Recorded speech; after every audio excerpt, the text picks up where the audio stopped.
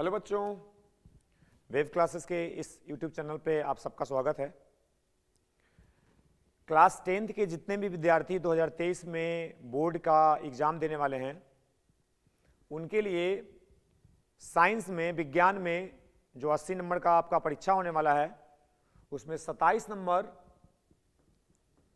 Physics का होगा और ये 27 नंबर का फिजिक्स आप मात्र 2 वीडियो देखकर पूरा ला सकते हैं। 27 में 27 आप ला सकते हैं, ठीक है। तो अगर आप 10th का एग्जाम देने जा रहे हैं और ये वीडियो देख रहे हैं तो ये वीडियो को अंतिम तक देख जाइए। फिजिक्स का 27 नंबर आपको पूरा कवर हो जाएगा। इसका एक वीडियो और डाला गया है जिसमें आपको परावर्तन पढ़ाया गया है प्रकाश का, उस वीडियो को आप देख लीजिएगा और ये वाला जो वीडियो अभी बन रहा है इसको आप देख लीजिएगा। आपका फिजिक्स में 27 नंबर कवर हो जाएगा, बस मात्र 2 टॉपिक से, ठीक है। क्योंकि उसके पहले उसी वीडियो में, पीछे वाला जो वीडियो आपको बता रहे हैं देखने के लिए, उसमें आपको बताया गया है कि 27 नंबर एग्जाम में कैसे लाना है। आपने पूरा नहीं भी पढ़ा है अगर फिजिक्स तो मात्र प्रकाश में 3 चैप्टर है, प्रकाश का परावर्तन, प्रकाश का अपवर्तन और मानव नेत्र। अगर इस 3 चैप्टर को आप पढ़ के चल जाइएगा तो भी आपका 27 नंबर आ जाएगा, क्योंकि सवाल आपको दुगना आएगा, ठीक है। तो चलिए हम लोग शुरुआत कर लेते हैं। अगर आप पहला बार इस वीडियो को देख रहे हैं तो इसके पीछे एक क्लास 10th के लिए एक वीडियो और डाला गया है, आप उसको देख लीजिए, इसको देख लीजिए और कल प्रीवियस ईयर का क्वेश्चन आपको करवा देंगे कि देखिए क्वेश्चन किस प्रकार का आएगा लाइट का, बस आपका काम हो जाएगा। 27 नंबर आपका आराम से आ जाएगा। तो देखिए आज हम लोग शुरू करना है अपवर्तन। आज हम लोग को क्या शुरू करना है? अपवर्तन। प्रकाश का अपवर्तन पढ़ रहे हैं तो ये प्रकाश का अपवर्तन सबसे पहले आपको समझना है कि प्रकाश का अपवर्तन किसको कहते हैं। पिछला टॉपिक में, पिछला वीडियो में आपको प्रकाश का परावर्तन के बारे में बताया गया। अगला चैप्टर है प्रकाश का अपवर्तन। अपवर्तन को आप अच्छे से समझ के चल जाइए, अपवर्तन से जो भी क्वेश्चन आएगा आप बना दीजिएगा। देखिए कैसे। सबसे पहले अपवर्तन कहते किसको हैं, तो आप ऐसे समझिए कि मान लीजिए कि एक सतह है, ये लाइन आपको दिख रहा होगा, इसको लाइन नहीं एक सतह मान लीजिए। जैसे हथेली का एक सतह है ना, इसको आप सतह मानिए लाइन को, और इस सतह के ऊपर मान लीजिए हवा है, ठीक है, और इस सतह के नीचे मान लीजिए पानी है। जैसे तालाब होता है ना, मान लीजिए तालाब में पानी इस लाइन तक है, तो इस लाइन के नीचे पूछा जाए तो पानी, इस लाइन के ऊपर पूछा जाए तो हवा। इस लाइन को हम बोल रहे हैं कि लाइन है, लेकिन लाइन है क्या? नहीं, ये लाइन नहीं, एक सतह है हथेली की जैसा। जैसे पानी का, तालाब में पानी का एक सतह होता है, वो पानी के सतह से ऊपर क्या है? हवा, और उसके नीचे क्या है? पानी। जो सतह 2 माध्यम को बांट रहा है, हवा एक माध्यम है, पानी एक माध्यम है, जो सतह हवा और पानी को बांट रहा है उस सतह का नाम होता है अंतरापृष्ठ। उस सतह को क्या बोला जाता है? अंतरापृष्ठ। जो बातें मैं आपको बता रहा हूं अच्छे से उसको समझ के चले जाइए, बहुत ही कम समय में 27 में 27 नंबर आपका आ जाएगा। अगर आप पहले से पढ़ रहे हैं तो दूसरे चैप्टर का भी सवाल बना पाएंगे। अगर आप पढ़ाई अच्छे से नहीं कर रहे थे तो आप इस वीडियो को देख के जाइए, आपका पेपर अच्छा जाएगा। जो पढ़ रहे थे उनके लिए भी बहुत अच्छा होगा कि आपको पता चल जाएगा कि प्रकाश में, अपवर्तन, परावर्तन में हमको क्या पढ़ के जाना चाहिए। तो देखिए, जो सतह 2 माध्यम को बांटता है, हवा और पानी को बांट रहा है, उसको क्या बोलते हैं? अंतरापृष्ठ, ठीक है। अंतरापृष्ठ पर अगर 90 डिग्री पर, अंतरापृष्ठ के अगर 90 डिग्री पर अगर हम कोई लाइन खींचते हैं तो इसको हम अभिलंब बोलते हैं, इसको हम अभिलंब बोलते हैं। जैसे परावर्तन में भी अभिलंब आपने सुना होगा, ठीक है। तो ये अंतरापृष्ठ है, इसके ऊपर हवा है, इसके नीचे पानी है, जो 90 डिग्री पे लाइन खींच दिए इसको हम अभिलंब बोलते हैं। अब जैसे मान लीजिए कि प्रकाश हवा से आ रहा है, ठीक है, मान लीजिए प्रकाश कहां से आ रहा है? हवा से आ रहा है। देखिए, मान लीजिए प्रकाश हवा से आ रहा है इस तरह से, ठीक है, इस तरह से प्रकाश आपतित हुआ है। अब आप देखो, इस प्रकाश को कायदे से चलना चाहिए था सीधा, क्योंकि प्रकाश के बारे में हमने क्या सुन रखा है कि प्रकाश सीधी सरल रेखा में गमन करती है। प्रकाश सीधी सरल रेखा में गमन करती है।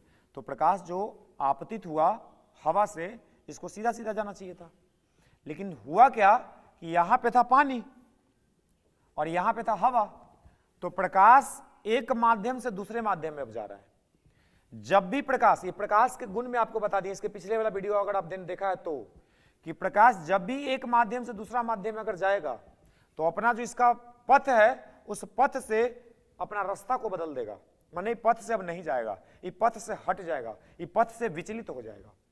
अब देखिए हवा से जा रहा है पानी में, हवा को हम लोग बोलते हैं क्या कि ये विरल माध्यम है, अब पानी को हम लोग बोलते हैं सघन माध्यम है। ठीक है, विरल सघन के बारे में भी आपको बताया गया। जिसका घनत्व ज्यादा सघन, जिसका घनत्व कम वो विरल। जैसे हवा और पानी में घनत्व किसका ज्यादा, पानी का, तो पानी को क्या बोल दिया सघन है, हवा को क्या बोल दिया विरल है। तो जब प्रकाश विरल से सघन माध्यम में जाता है तो आपको पीछे वाला वीडियो में बताया गया कि प्रकाश हमेशा अविलंब के तरफ मुड़ता है। किधर मुड़ता है, अविलंब के तरफ मुड़ता है। देखिए प्रकाश को जाना चाहिए था येलो लाइन पे, पीला लाइन पे, लेकिन जा किधर रहा है, नीचे से, मतलब अविलंब की ओर मुड़ रहा है। ठीक है, सुनिएगा अपवर्तन का परिभाषा। जब प्रकाश की किरण एक माध्यम से दूसरे माध्यम में गमन करती है तो अपने पूर्व पथ से विचलित हो जाती है। जब प्रकाश की किरण एक माध्यम से दूसरे माध्यम में गमन करती है तो अपने पूर्व पथ से विचलित हो जाती है। प्रकाश की इस घटना का नाम अपवर्तन है। कितना आसान है, ठीक है, आपने समझ गया। अब इसका फोटो, जैसे अपवर्तन पूछा जाएगा कि अपवर्तन क्या है समझाएं, तो अपवर्तन को लिख दीजिएगा कि जब प्रकाश एक माध्यम से दूसरे माध्यम में जाता है तो अपने पूर्व पथ से विचलित हो जाता है, इस घटना को प्रकाश का अपवर्तन कहते हैं। साथ में फोटो बना दीजिए सुंदर सा, आपको अच्छा नंबर दे देगा। देखिए अब इसमें किसको क्या बोलेंगे, ये आपतित किरण है, ये अभिलंब है, इसको बोलते हैं आपतन कोण, आई से लिखते हैं। इसको बोलते हैं अपवर्तन कोण, आर से लिखेंगे, और इसको बोलेंगे विचलन कोण, डेल्टा से लिखेंगे। हो गया काम, ठीक है। अब आगे सुनिए, अपवर्तन किसको होते हैं समझ में आ गया होगा अच्छे से। अब जैसे प्रावर्तन में आप नियम पढ़े थे कि प्रावर्तन का 2 नियम है, पता नहीं कितना बार पूछा गया परीक्षा में कि प्रावर्तन के कितने नियम होते हैं। सब बच्चा को पता हो गया कि प्रावर्तन का 2 नियम होता है। जिस तरह से प्रावर्तन का 2 नियम होता है उसी तरह से अपवर्तन का भी 2 नियम होता है। तो अब हम क्या पढ़ेंगे, अपवर्तन के नियम।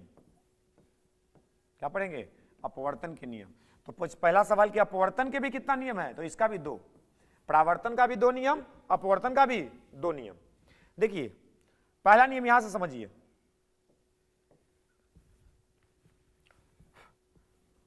रात का समय है, रात का 10 बज रहा है, कीट पतंग मुझे उड़ रहा है, ये बोर्ड पे बैठ जा रहा है तो काम नहीं कर रहा स्क्रीन, तो थोड़ा सा पेशेंस धैर्य बना के रखिए। चलिए देखिए इसको समझते हैं। अपवर्तन के नियम समझना, अपवर्तन के कितना नियम है, 2 नियम फोटो से समझते हैं। पहला नियम जैसे प्रावर्तन का था, आपतित किरण, अभिलंब, प्रावर्तित किरण एक बिंदु पे होता है। अपवर्तन में भी देखिए आपतित किरण, अभिलंब, और इसको बोलते हैं अपवर्तित किरण। इसको क्या बोलते हैं, अपवर्तित किरण। तो आपतित किरण, अभिलंब, अपवर्तित किरण तीनों कहां होता है, एक बिंदु पर। तो जैसे प्रावर्तन का नियम वैसे अपवर्तन का नियम। दूसरा नियम पे ही पूरा चैप्टर है, ठीक है। तो दूसरा नियम अपवर्तन का महत्वपूर्ण है, उसको आपको समझ के जाना बहुत ही जरूरी है, ठीक है। तो देखिए अपवर्तन का दूसरा नियम क्या कहता है, जो क्या कहता है उसको पहले समझते हैं। बोलता है कि आपतन कोण की जया और अपवर्तन कोण की जया। जया किसको बोलते हैं, साइन को।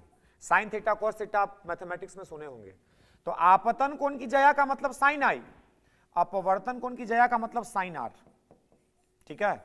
आपतन कोण की जया का मतलब साइन आई, अपवर्तन कोण की जया का मतलब साइन आर। बोला कि आपतन कोण की जया और अपवर्तन कोण की जया का अनुपात हमेशा एक नियतांक होगा, हमेशा एक नियतांक होगा, ठीक है।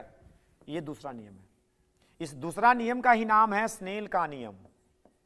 क्या नाम है, स्नेल का नियम, ठीक है। यहां पे थोड़ा सा आपको ज्यादा कुछ लिख दिए तो हो सकता है दिक्कत हो रहा हो, बस आपको बता रहे हैं, आगे भी बताएंगे फिर से क्या है बोल रहे हैं हम, ठीक है। तो आगे ही बात कर लेते हैं। देखिए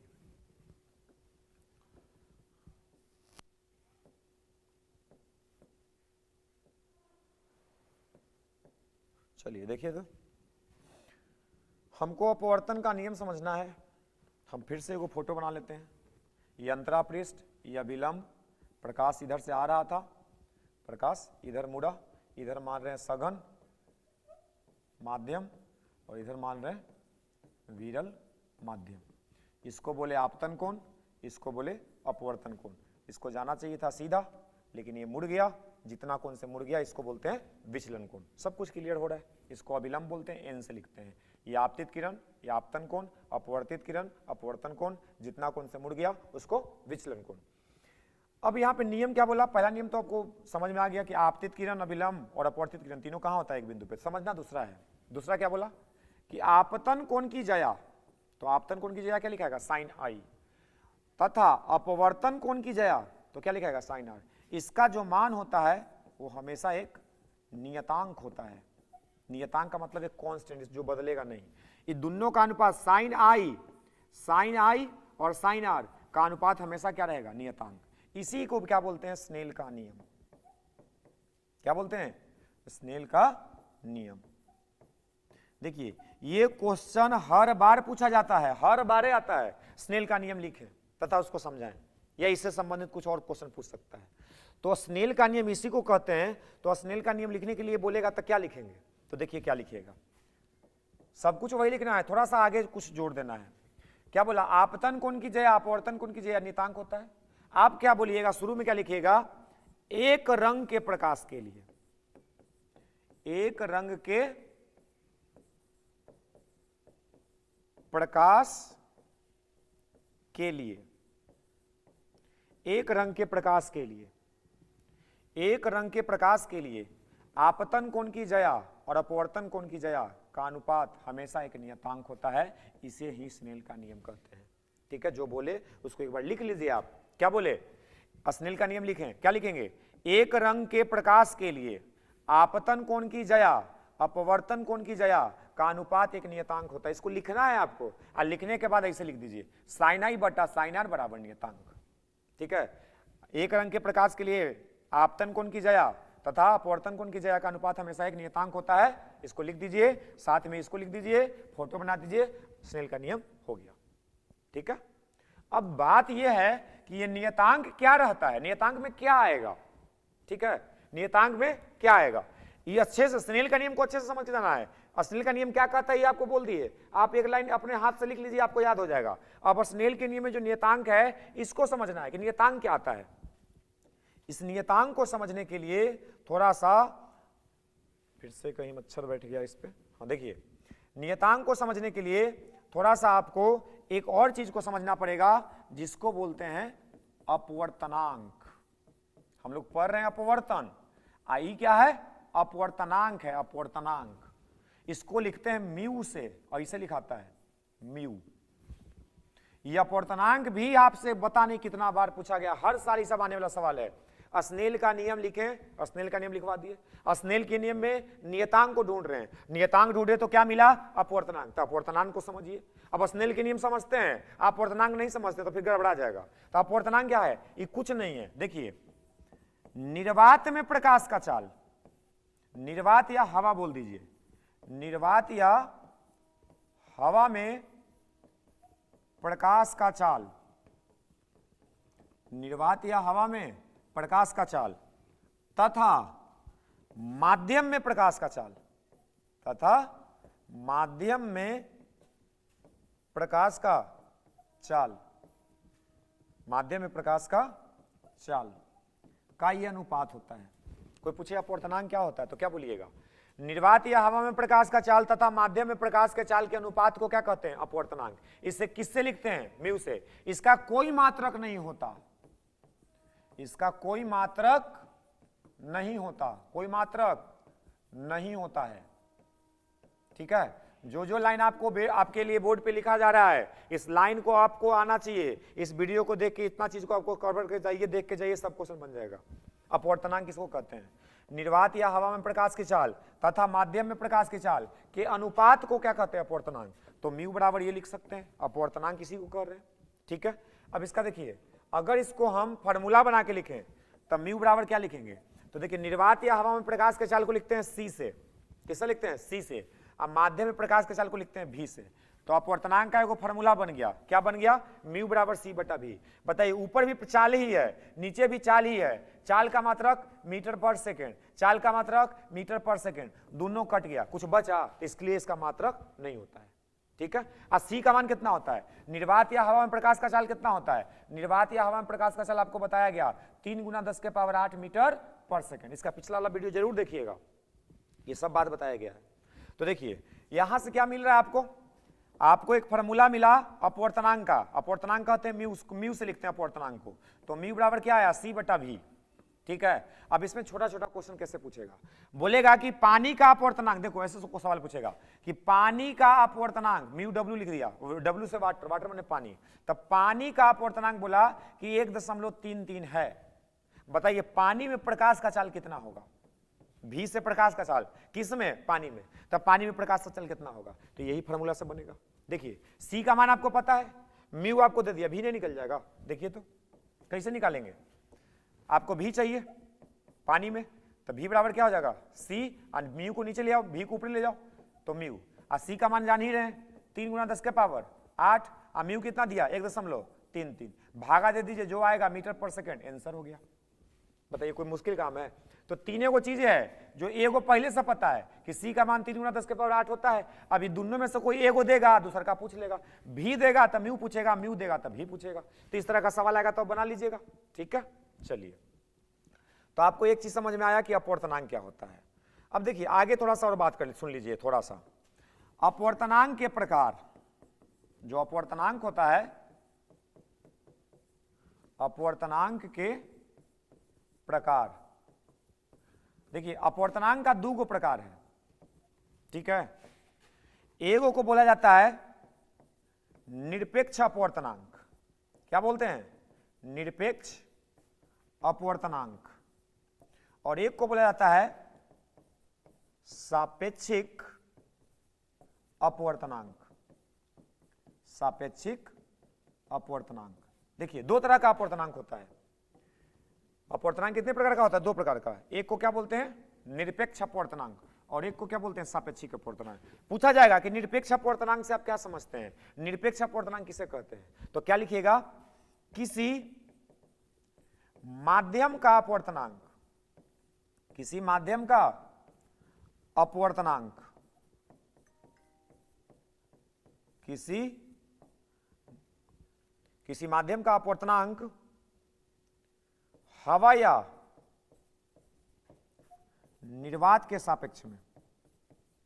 ठीक है, किसी माध्यम का अपवर्तनांक हवा या निर्वात के सापेक्ष में निकाला जाए तो उसको क्या कहेंगे, निरपेक्ष। ठीक है, आप लिख लीजिएगा। देखिए जो भी चीज हम सुना रहे हैं आप कम से कम एक बार वीडियो को देख के अपने से लिख लीजिएगा, तब सवाल आपसे पक्का बन जाएगा। ठीक है, क्योंकि देखा हुआ चीज मतलब एकदम सब कुछ दिमाग में नहीं रह पाएगा, परीक्षा में हो सकता है कुछ भूल जाए, तो आप इतना मेहनत कर लीजिएगा कि वीडियो को चला के और कलम और कॉपी लेके इसको जो भी कुछ हम बता रहे हैं एक बार लिख लीजिएगा, उसके बाद पढ़ लीजिएगा, काम हो जाएगा। ठीक है, उतना करना पड़ेगा।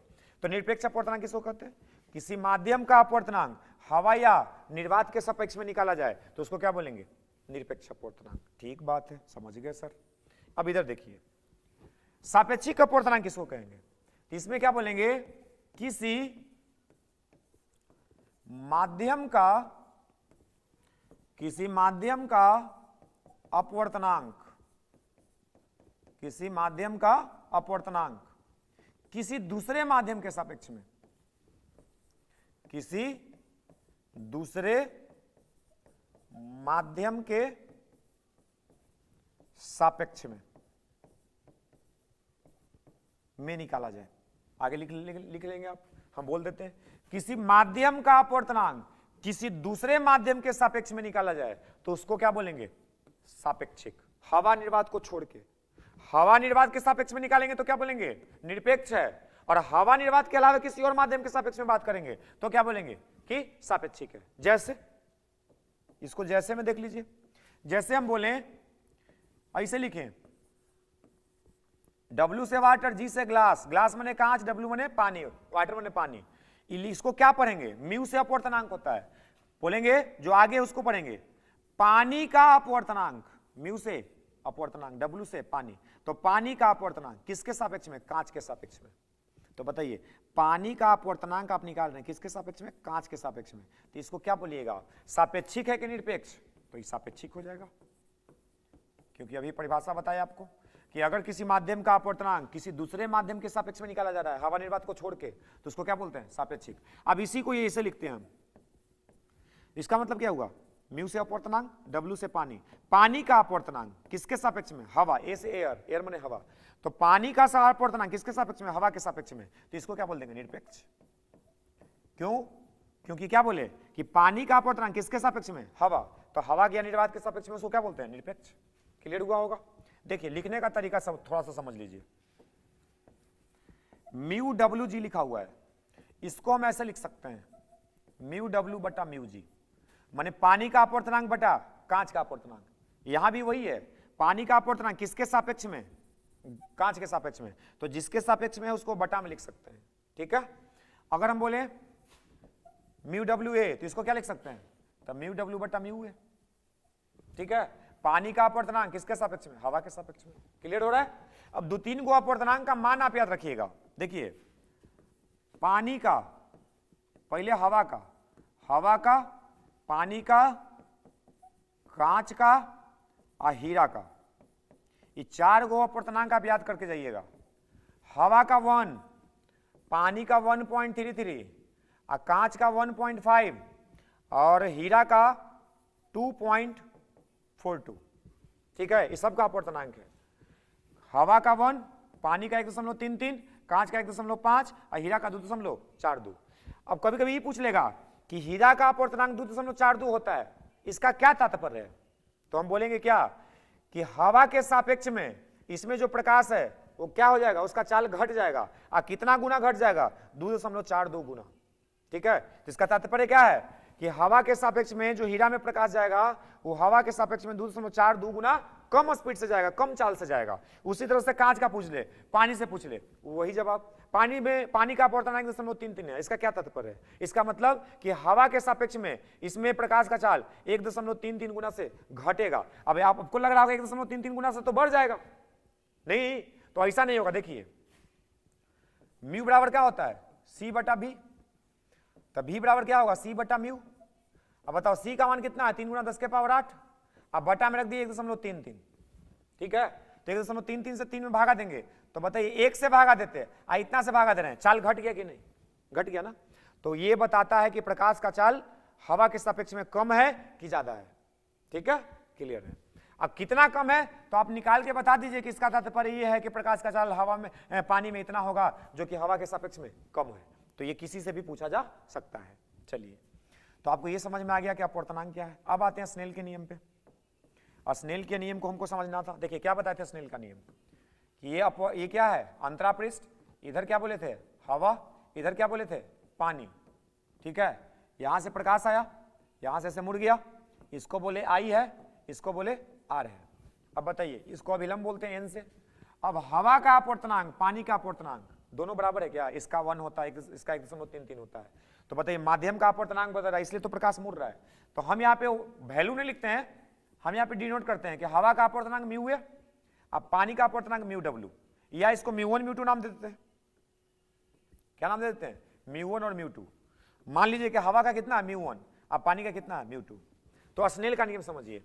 सबसे पहले क्या लिखे थे स्नेल का नियम में कि एक रंग के प्रकाश के लिए ये जो प्रकाश आना चाहिए वो श्वेत प्रकाश नहीं होना चाहिए। ठीक है, श्वेत प्रकाश में 7 रंग होता है और सातों का जो मुड़ना होगा वो बराबर बराबर कौन सा नहीं होगा। तो 7 रंग के प्रकाश में स्नेल का नियम लागू नहीं होता है। और स्नेल का नियम केवल एक रंग के प्रकाश के लिए मान्य है। ध्यान से सुनिएगा, स्नेल का नियम केवल एक रंग के प्रकाश के लिए मान्य होता है। कोई पूछे कि श्वेत प्रकाश हवा से पानी में जा रहा है, स्नेल का नियम लगेगा? नहीं लगेगा। क्यों नहीं लगेगा? देखिए बात समझिए कि अगर श्वेत प्रकाश यहां से आएगा तो यहां पे ढेर सारा कलर बन जाएगा, रेड होगा, नीचे वॉयलेट होगा, विबजियोर होता ना, बैजनिया पिनाला, तो इसमें 7 रंग है। अब कौन वाला आर्ट लेंगे हम?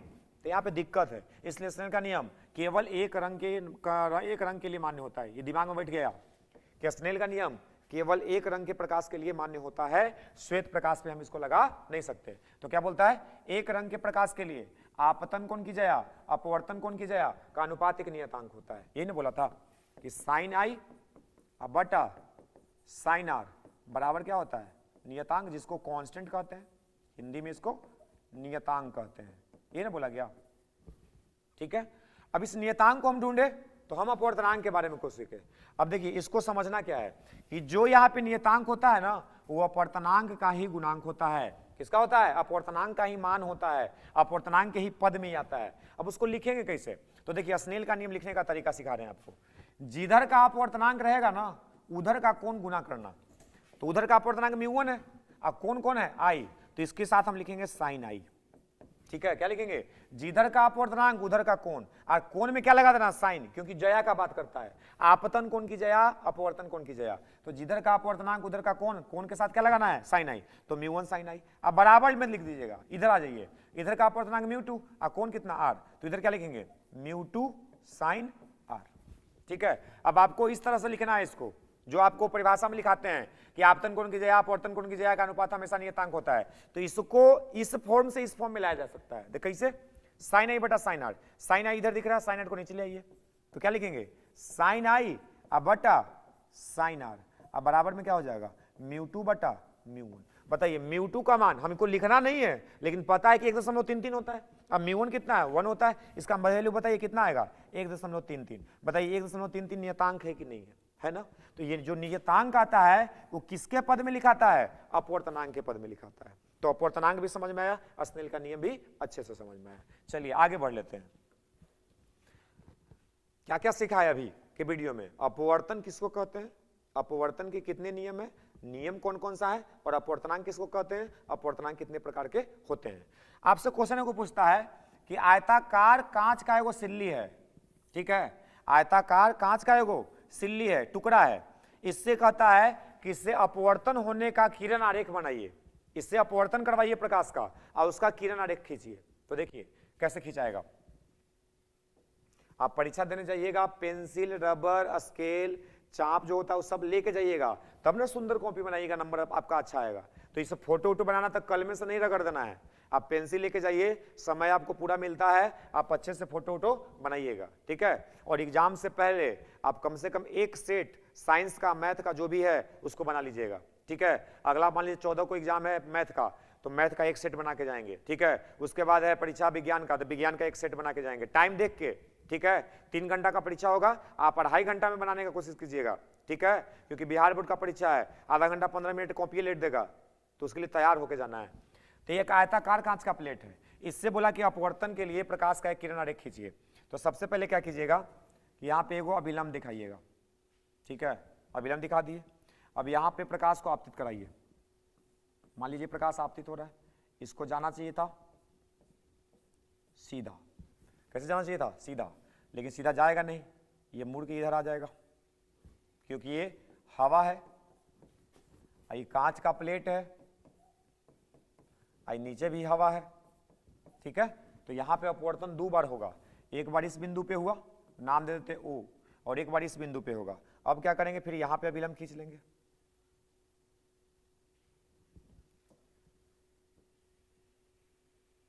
यहाँ पे अभिलंब खींच लेंगे, ठीक है, ये अभिलंब हो गया। यहाँ पे कुछ कोण बना, ये कोण आपको दिख रहा होगा छोटा थोड़ा कोण। अब यहाँ से प्रकाश बाहर निकलेगा, बताइए ये प्रकाश को सीधा चलना चाहिए था, लेकिन अब प्रकाश कहाँ से कहाँ, देखिए पहले कहाँ से आया, हवा से कांच में, तो अभिलंब की तरफ मुड़ा। अब कहाँ जा रहा है, कांच से हवा में, तो अभिलंब से दूर जाएगा, ये ऐसे निकलेगा। थोड़ा चलिए हम इसको सीधा खींचने का कोशिश करते हैं, ये ऐसे निकलेगा। देखिए इसको जाना कैसे चाहिए था, जाना चाहिए था ऐसे, इस लाइन पे जाना चाहिए था सीधा, लेकिन गया इधर, इधर क्यों मुड़ा, ये अभिलंब से दूर चला गया, क्यों, क्योंकि सघन माध्यम से विरल माध्यम में आया, ठीक है। तो देखिए ये अपवर्तन हो गया, इसको O नाम दे दीजिए, इसको O डैश नाम दे दीजिए, किरण का नाम P Q R S नाम दे दीजिए, ठीक है। ये एरो मारते जाइएगा, किधर किधर प्रकाश गया है ये आपको दिखते रहेगा। इस कोण का नाम I, इस कोण का नाम R, इस कोण का नाम R, और इस कोण का नाम भी I होगा। देखिए इधर वाला कोण इधर वाला कोण बराबर होगा, ये अंदर वाला दोनों कोण बराबर होगा।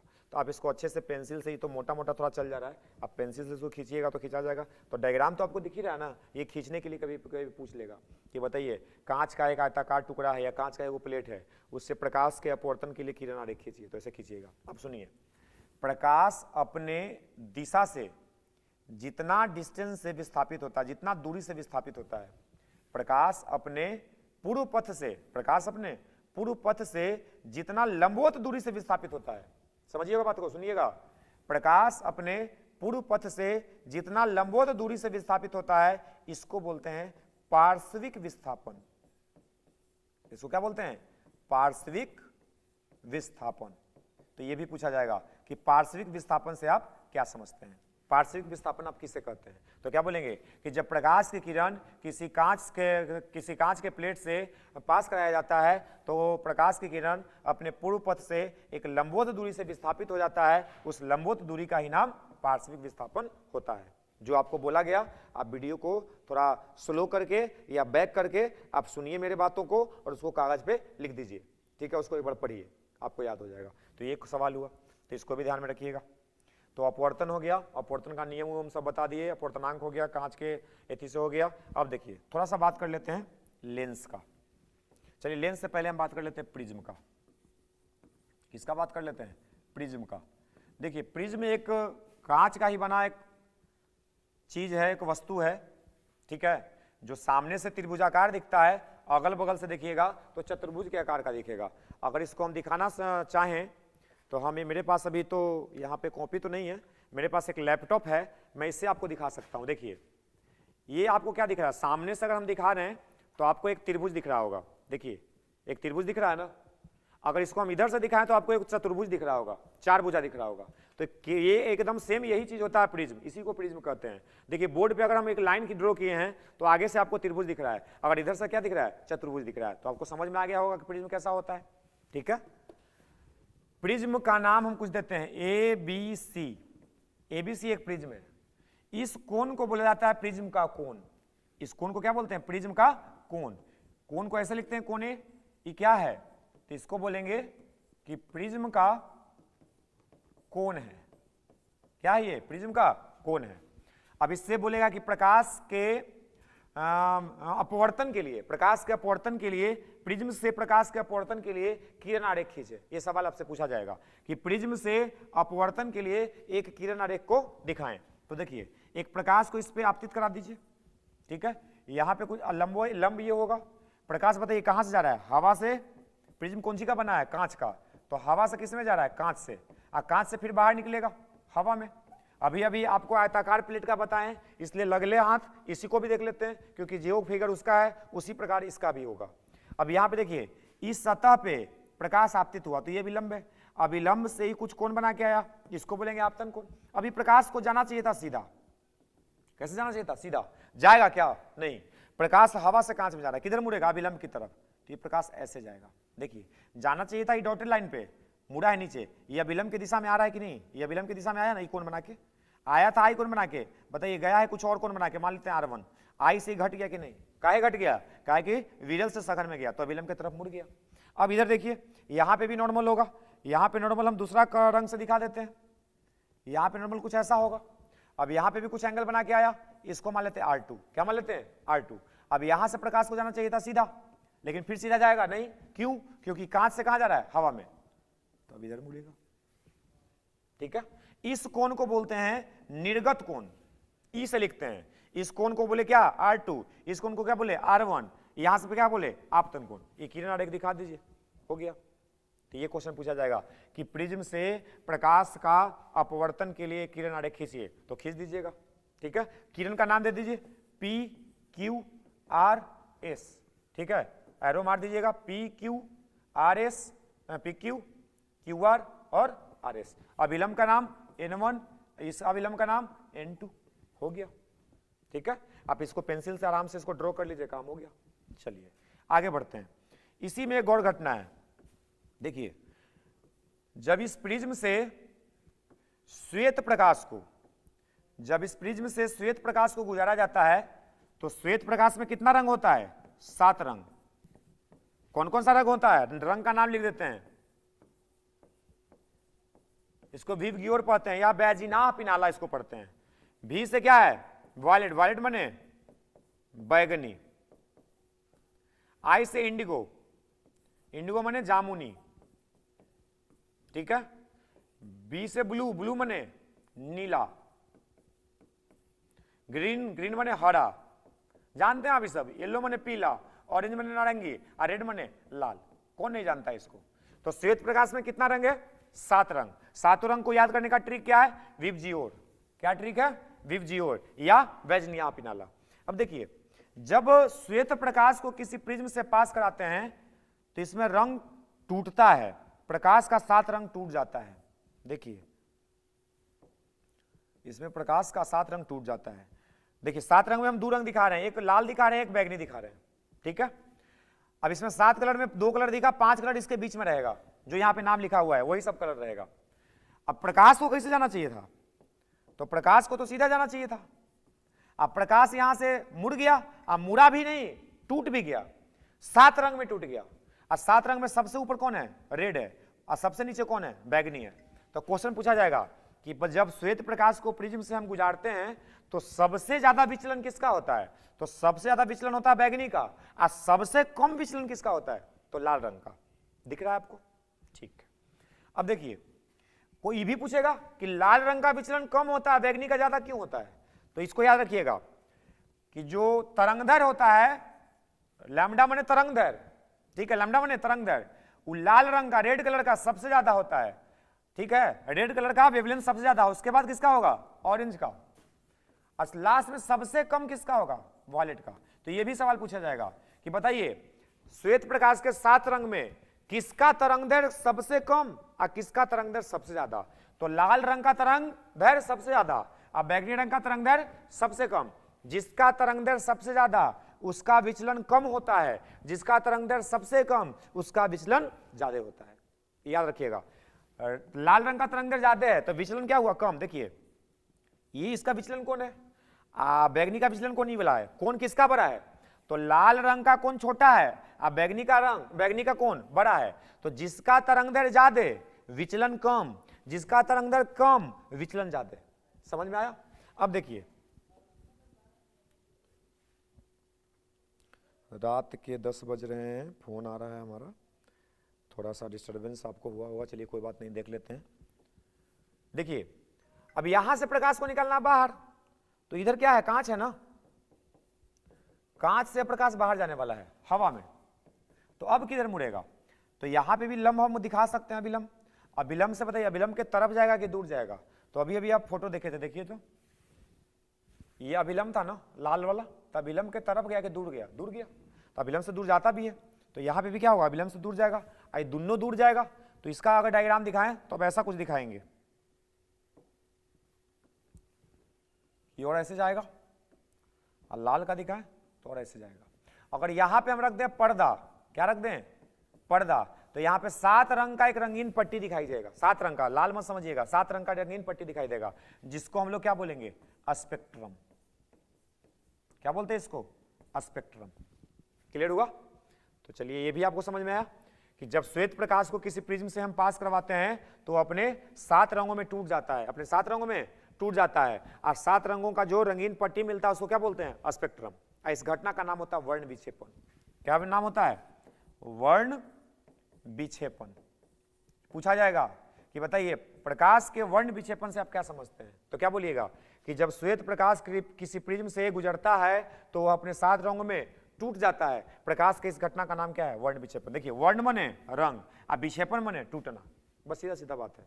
वर्ण विक्षेपण, रंग में टूटना। रंग में कौन टूटेगा? श्वेत प्रकाश, क्योंकि श्वेत प्रकाश में कितना रंग है? 7 रंग है। तो जब श्वेत प्रकाश किसी प्रिज्म से जाएगा तो अपने 7 रंगों में टूट जाएगा। प्रकाश के इस घटना का नाम वर्ण विक्षेपण है। साथ में आप 7 कलर का मतलब 7 को लाइन खींच के फोटो दिखा दीजिए, स्पेक्ट्रम दिखा दीजिए, प्रिज्म दिखा दीजिए, काम खत्म हो जाएगा।